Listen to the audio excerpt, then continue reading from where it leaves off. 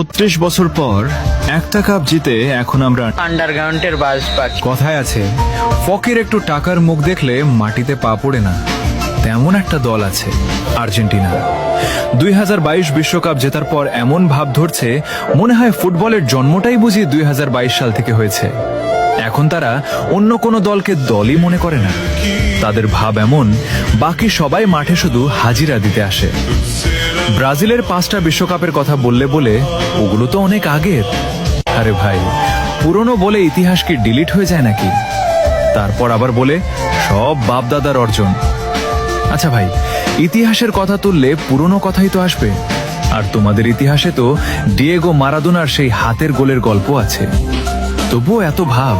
আর আমাদের বাপদাদাদের ছিল জমিদারি, 5টা কাপ রেখে গেছে উত্তরাধিকার হিসেবে।